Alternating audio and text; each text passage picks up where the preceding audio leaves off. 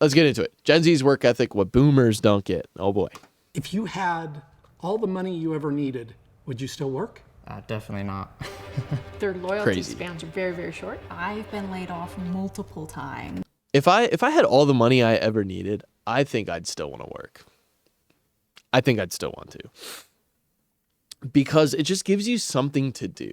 I wouldn't want to work like full time, 40 hours a week. Maybe like 30. Because I'd still want to. I'd want to be able to spend time with family, like kids, a lot. But I would want something to do, because on my days off, I'm struggling to find stuff to do at a certain point. Like, I just moved, and so the past couple of weeks of weekends that I've had, it's just been a lot of unpacking and moving and getting stuff set up and whatnot. But other than that, it's like, what else do you do? You can only go to the gym for so long. You know, you can only clean your house for so long. Anyways, I'd still work. And I'd only been at the position 3 months. They just think my ideas are so absurd. It comes across to me as, how do we do less work? I think you guys are stubborn. Because we use technology for a lot of things that we're lazy. I'm not sure you value how hard you have to work. What's the worst thing about my generation? Can Gen Z and baby boomers get along in the workplace? To find out, we paired 6 strangers back to back for an unfiltered conversation about work culture. What misconceptions do you think people have about the way your generation works? Well, I think the good easy question. one is Gen Zers can be seen as lazy or not willing to work as hard. And that technology is doing all the work for us, which I don't think is the case. Kind of like a think technology is a get great out tool. mentality of like, I'm just here to get money and I don't care about anything else. I think it's just a little bit of a pushback against like companies that ask for a lot more work for the same amount of pay. I don't feel like Gen Zers are lazy at all. I think they're full of ambition, but it's just in a different way. It's maybe more myopic. I don't know, like, Yeah. not what's good for the company, but what works for me. The boomer generation and older people. I mean, yeah, that's something you see a lot, because, I mean, that's the hard part, is a lot of companies won't give raises. But if you go and you apply to another company and you say, hey, I need to make X amount of dollars for me to jump ship, they will pay you for that. Like, it's easier to get a raise just by job hopping than it is to get a raise by asking for it. It's just the way it is. Tended to place more emphasis on work and position and promotions and those kinds of things. I think the work-life balance is a little different now. Yeah. And we were, like, growing up, we were able to see that in our parents and grandparents and just how much they worked and how much stress that they were under. And I think a lot of us just don't want the pressure of that. We, as Gen Z, have a fear of being given way too much if we express too much curiosity and intelligence, I guess. And so I understand where like our fear is with that. I've seen that just as being female. Women feel like if they say no, that it's going to hurt their career. And Yeah. so they say yes, yes, yes, yes, yes, yes, until they have way too much on their plate. It's very important to learn when to pull back. Probably nothing drives a boomer more crazy than when a younger person grabs the mouse or grabs their phone and says, let me do this for you. Someone said to me, no one Yeah, I would definitely do that. There's sometimes where I'm just like, brother, if time is money, right, in the workplace, if time is money, then watching you take 10 years to open an email hurts. It just does, because I know that that's bleeding money, if that makes sense. I don't know. Like, oh my goodness. I can get why it would be driving crazy, because if somebody did that to me, I would get annoyed. But I also think I generally know how technology works enough to where, like, you don't have to spoon feed it to me. But for people that didn't grow up on that technology, and I think it's like I don't know if it's a willingness to learn kind of thing, but at a certain point, I don't know. I think this would be a better thing to think about in like 10, 20 years when there's new technology that I don't understand. And then, like, Is it because I'm unwilling to learn? For the boomers, for example, are they unwilling to learn, or is it just so far out of like their realm of understanding that they couldn't learn if they tried? I don't know. Maybe your brain just slows down. I don't know. I would expect you to know Excel as well as you do because of your age and your gender. Really? What? Excel as well as Says, let me do this for you. someone said to me, no one would expect you to know Excel as well as you do because of your age and your gender. No one would expect you to understand Excel as much as you do because of your age and your gender. Bro, I don't understand Excel. I don't use Excel. I think Microsoft is a big waste of money, in my opinion. Microsoft Office, Office 365, all that stuff, waste of money. If you need a spreadsheet, if you need a doc editor, if you need a slideshow thing, bro, all that stuff is on Google for free. Utilize it. I check my finances with Google Sheets. I use Google Docs for anything that I have to write. Bro, it's free. Why would I waste money using Microsoft for anything? Anything. Why would I do that? It does not make sense. And oh my goodness, here's another thing. Microsoft, like on Google, when I'm editing a Google Sheet, I can edit a Google Sheet on my computer, and then I can just grab it on my phone and access it anywhere. Why would I not do that? Why? I use Docs for my job resume. Yes, yeah, do that. Do that. Yes, don't Google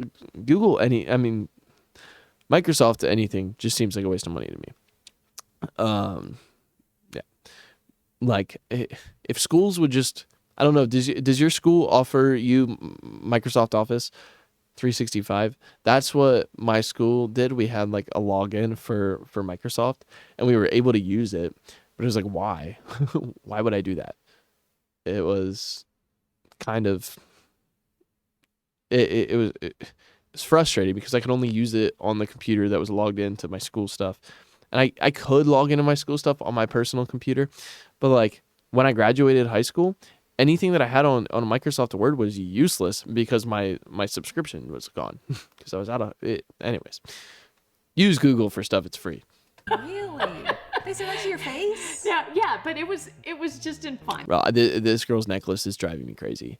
Why wear a turtleneck and then a necklace like poking out and hanging out? Is that a fashion thing? Maybe I just don't understand, but it's actually driving me nuts.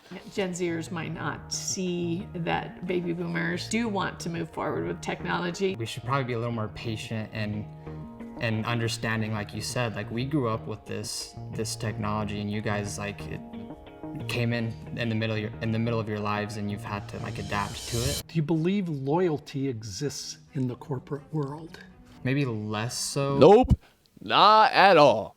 Not at all. Like I was just saying, if you want to raise, jump ship, get out of there. Because if you go to your boss and you say, "Hey, I want to raise," oh my gosh, I noticed this even in a bowling alley I was working at in high school. I said, "Hey, minimum wage." So minimum wage was like $11.50 at the time, and they were paying me $13. And so I was there for 2 years. After being there for a year, minimum wage jumped to $13. So now I'm making as much as any bozo coming in off the street. So I'm like, "Hey, manager, could I get a raise?" And he was like, "Yeah, sure." One of the managers said yes. Then the manager who did payroll said no. Oh boy. But I had already gotten the yes, so I was like, what the freak? And what ended up happening is I started getting Venmo, like, for the extra money that I was owed. And I don't know. It was weird. Like, employers, the higher up the employer, when the company's payroll actually affects your take home, like if you're managing a business and you pay yourself after all of the other expenses are paid and after stuff is reinvested into the business, of course you're not going to want to give somebody a raise, because that's just going to lower how much you can effectively take home.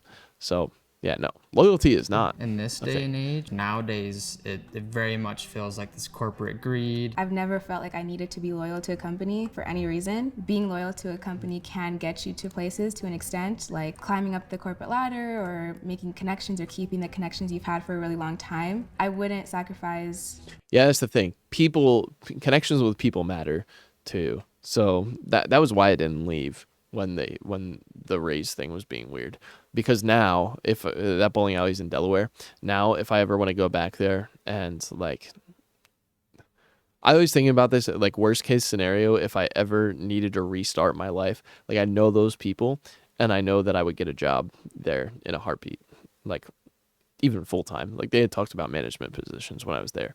And so that was the only reason I stayed, is because like the connections that I had there mattered to me more than the difference between 13 and 15 an hour. My own morals or my own wants and needs for a company's. Maybe employees are now just an expendable resource to some of these bigger corporations. I go back to my earlier careers, and you really felt safe all the time. And as time moved forward through the 90s and the dot-com bubble and all the other things that started to happen, it felt more and more like it was the corporations were less loyal, therefore we will be less loyal. I feel like Gen Z feels that so hard. Facts, bro. Employers can fire you whenever they want to. Why would I be loyal to that? Like, they don't have to give you notice.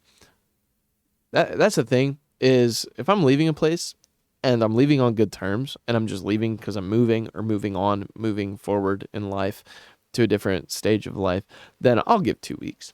But bro, if I'm leaving because y'all are awful employers, like there was this one place that I worked at that I'm not going to mention the name of it, but it was a company in the transportation industry. I'll just put it that way. I was working there, and for a month, they did not pay me. I set up direct deposit, and they did not pay me once. And so then I'm like, but at the time, it was a part-time job. So I didn't really care because it wasn't affecting what I was using. That part-time job was a side job, and so it wasn't affecting my income, what I budgeted with, because I didn't budget with that job because it was side money. And there was one morning when there was this older lady that was working there. I'd say like upper 30s, low 40s. She was there and she started making some really weird comments to me. Like just weird comments to me. And I was just like, this is so not okay. Like, she was hitting on me is what she was doing. I was like, yo, this is weird. I don't like this. So that on top of me not getting paid, I went to HR and I was like, hey, I have 2 problems. 1, here's this lady who's just being completely inappropriate at work.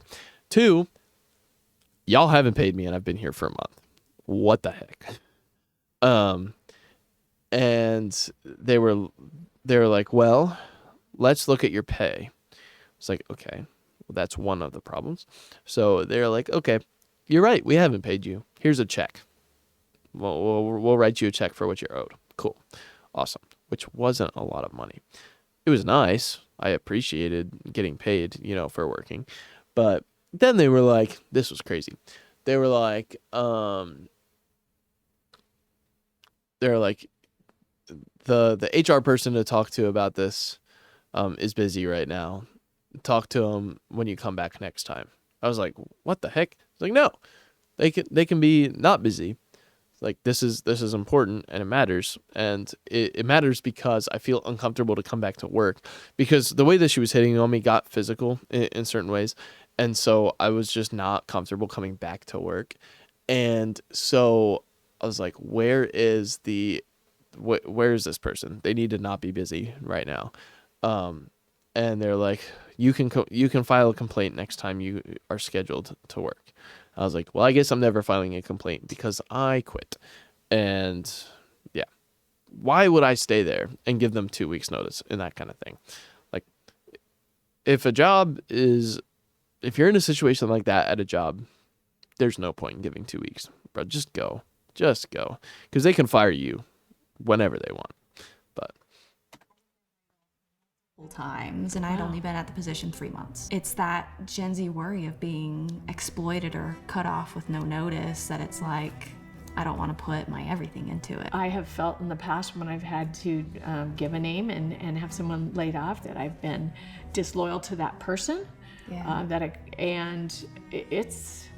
It's painful. I think Gen Z looks at layoffs as a lot more of an evil.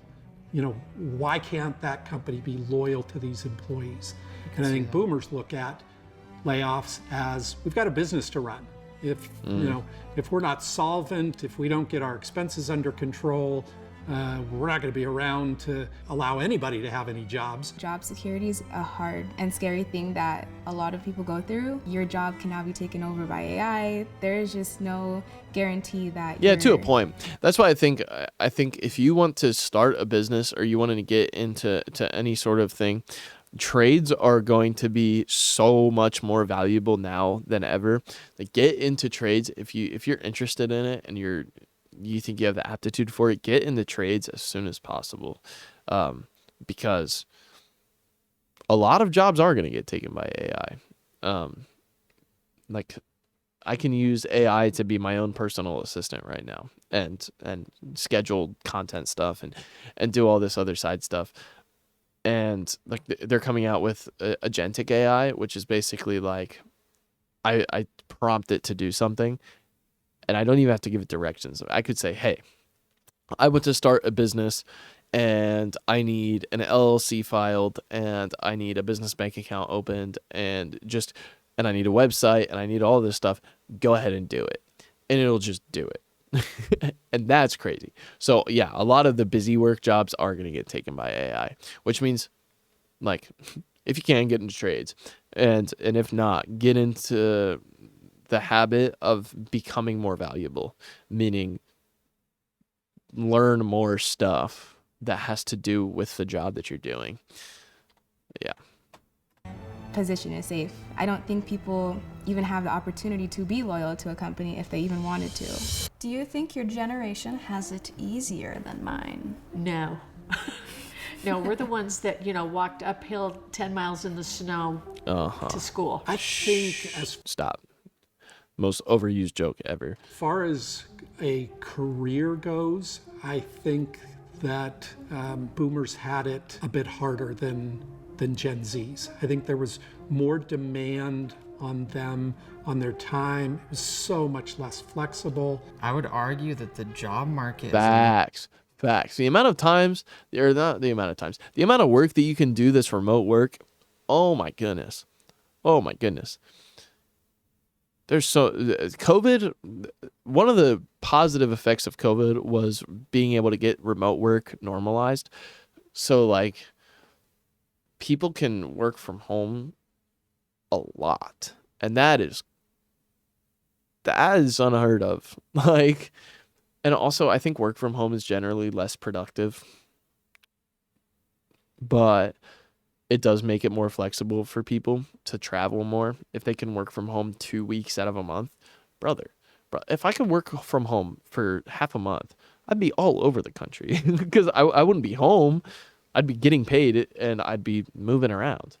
Yeah. a little bit harder now. Like going to college and getting a degree, it doesn't pay off as much as it used to. These entry-level jobs they can't get because they don't have the experience. We went through a recession in That's true. 1980 and 1981, but then we had the Great Recession in 07 and 08, and we were going, uh-oh, everybody's shutting down, there's no jobs, what are we going to do?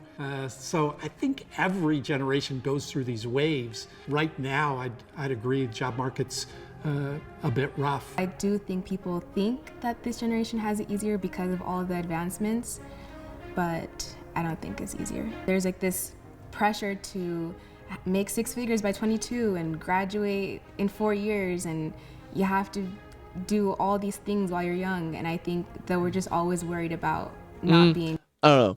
Like, if I was an employer, if I was a boss, here's the thing. A lot of people in my generation that I know, I would not hire. A lot of even friends of mine, I would not hire because I can't imagine them being competent. Not just not competent. That sounds rude. I can't imagine them taking half of the job seriously, and so there are a lot of people that I just wouldn't hire.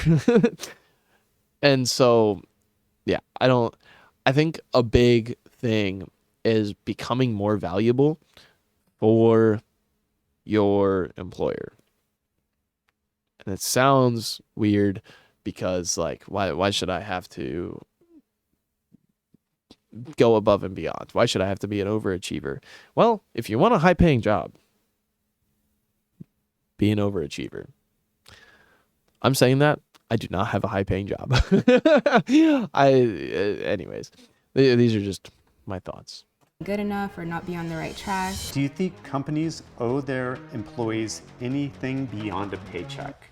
Yeah, a paycheck is great, but you're telling me I can't take a day off because I'm tired or I'm sick. Like, I think sometimes employers think that they own you and they forget that you're human. I just wish there was more of a work-life balance, and I think employers could aid to that by being a little bit more understanding and compassionate. Bro, what are we talking about?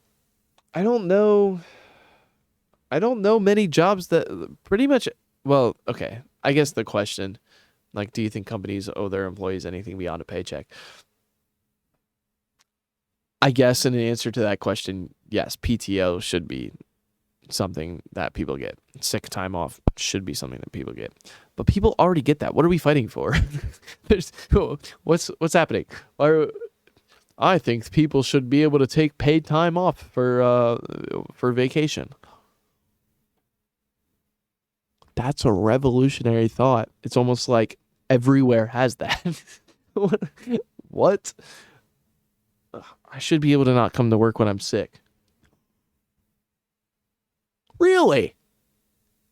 Wow. That's revolutionary. It's almost like the entire country did that during COVID. I don't know. It's just some things are silly to complain about.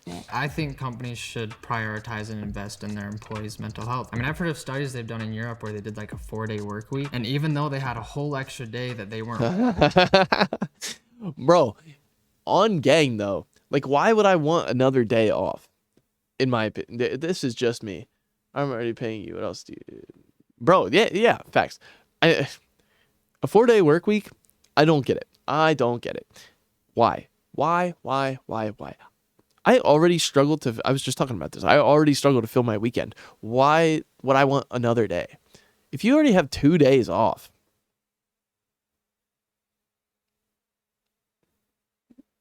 what else do you have to accomplish? I don't know. This is just how my brain works. Like, I want to accomplish things. I want to build things and create things. And so when I don't have a set agenda to create things, I start to lose my mind. Working, their productivity statistically increased. 4-day work week. Terrible idea. Terrible idea. Working is a good thing. To think that, well, how do we taper it down? How do we do, it comes across to me as, how do we do less work, but keep getting paid the same? You don't. We do less work. I don't think it's that good for society. If I can work a 4-day work week and get just as much done as I would in a 5-day work week, I would think you're a magician. If you get that done in 4 days and you tell me that you normally would have been 5 days, I'd take that 5th day and I'd say, okay, so now what could you get done? Well, you'd get done more. I don't think it's... Yeah, you're just becoming more productive. It's not like if you can get done in 4 days what you can get done in 5 days, or what everybody else gets done in 5 days, then you just say, hey, I'd like a raise because I'm more efficient than everybody else. What? If the stipulation for you getting a 4-day work week is saying, okay, the stuff that I need to accomplish in 5 days, I will squeeze it into 4 days so that I can take another day off. So you're telling me that you're wasting time already in your 5-day work week. So much time that you make stuff stretch across 5 days when it could take 4.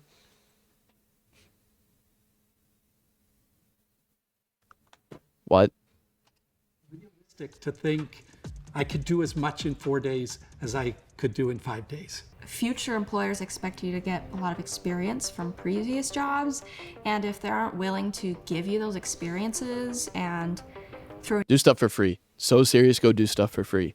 Sounds weird, but this is why I say go to community college, live with your parents. Go do stuff for free. It will help you out tremendously because you'll have experience. Go volunteer places. Go to different companies and say, hey, I'm looking for experience. What can I do for you for free? Companies will be like, give me that. And then sometimes if you go to a good company, they'll say, hey, we appreciate you. Slide you a little gift card. Then it's not really for free. You're getting a little something. And the experience, doing that while at community college and not paying like anything for college, bro. Come on. in the deep end, or at least teach you, mentor you a little bit. I do get it though. Like if you go to a 4-year college thinking that you're set up for success once you graduate, you should probably have done an internship. Probably. Then there's not a lot to gain from that experience or that position. Yeah, I would agree. A lot of the people I manage are entry level, and I feel like it's my job to launch them. Yeah.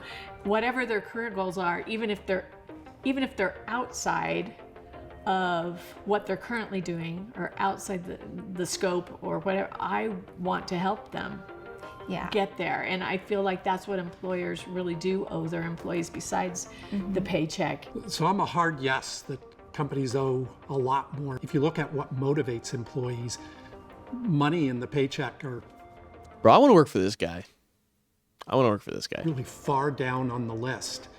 You know, so for somebody to feel valued at work, to feel that they get the recognition that they deserve, not only from their boss, but from their boss's boss and their peers, is huge. Just recognition or just making that known and nothing beyond that almost doesn't really mean much to me. If I'm looking at this company and let's say that project I did made all this money to them, like I would almost want to see like a little piece of that. One of the challenges with money is it is so short term.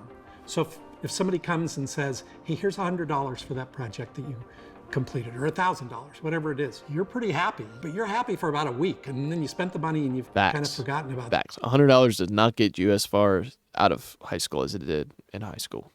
That I think It's like 2 tanks of gas, maybe, depending on what you drive. regular recognition, where inside you know my boss values what I do, he or she values the contribution that I make.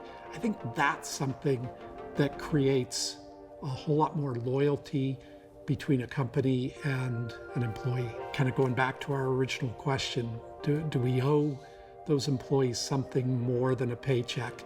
I absolutely think we do, and I think they're going to come to expect it more. I mean, yes, in the sense that you deserve to be treated like a human being with a soul. Yes. You deserve to be recognized for things that you do well. That's just basic human decency. I don't know. I feel you deserve to be treated like that by anybody. Every person deserves to be treated with dignity and respect. That's not some sort of like revolutionary thought. You know what I mean? Like, I don't know. Anyways, yeah, back to it. And I think companies and people that manage teams need to step up and deliver those things. What motivates you more, money, passion, or stability? The thing that motivates Money. In a job, what motivates me? Well, for me, it's different. Like working for a church, like that is a calling type of thing. It depends on if you're working somewhere where you feel called to work or you're working somewhere for the sake of having a job and being able to afford stuff. But if I wasn't working at a church, brother, money would be the motivation. Absolutely. Hey, Johnny, I have a video recommendation. What's up, Manic3G? Go ahead and toss that video recommendation in there. We will hit that after this video. Don't you even fret. But after this video, I do have to pee. I have to pee so bad right now. So, anyways, yeah, toss that video recommendation in there whenever you can. Motivates me more than anything. My stipulations for video recommendations: please do not recommend anything that is vulgar or like you've probably just heard me say. I work at a church. I would like to not have the people at my church see things that are just bad. That are like nothing crazy. Anyways. Else is seeing the people around me thrive. The passion of the people around me is what drives me. At least at this point in my life, super easy. I'd jump to passion. I think. Yeah, I think at that age, I think at a certain age, once you have enough money saved up for retirement, then that's when passion becomes a big motivator. When you can stop worrying about money, when you can stop worrying about how your lights are going to stay on, when you can stop worrying about how the gas is going to get paid, how food's going to be in the fridge, when you can stop worrying about that stuff so much, then I think passion becomes such a huge thing. So yeah. That's the thing that from day one can be motivating to, the day they put you in the ground. I agree to an extent. I think I want passion to be the driver, but the way that the cost of living is just so expensive, it's like I kind of have to put that aside and really just be money driven. If I had more money, I could have a house. I feel like I could provide more for a family. I think that, I guess this... Yeah. Once you get past having to pay those bills, like once you've completely paid off a house, I'm imagining I live in an apartment.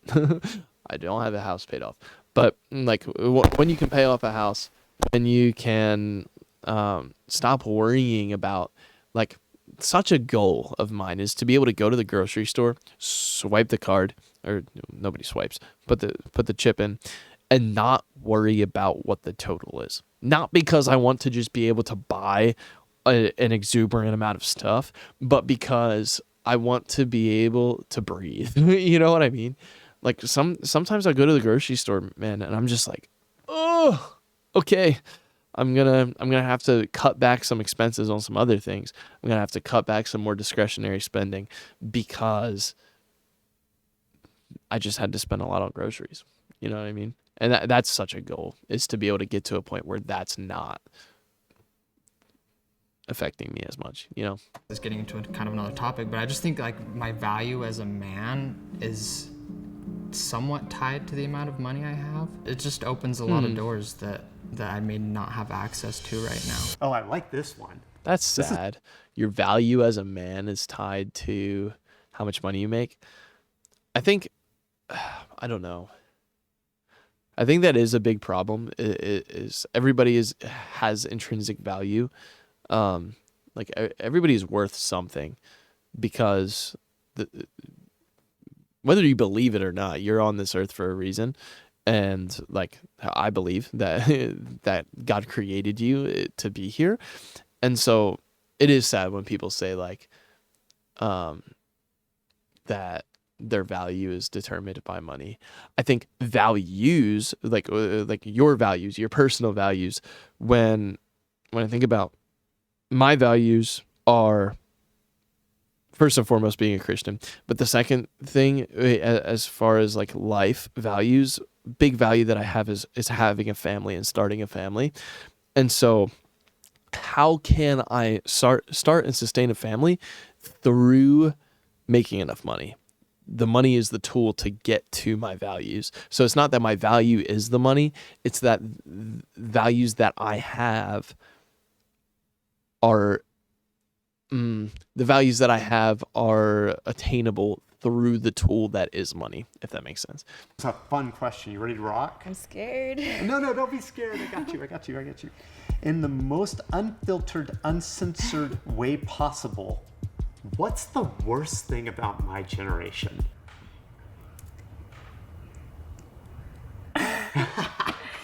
Okay, This is no offense to anyone in specific. It's very hard to get through to some baby boomers. They can be very, very hard-headed, and they're not willing to acclimate to this new generation. The ones I've interacted I think it depends on what city. Depends on where you're at.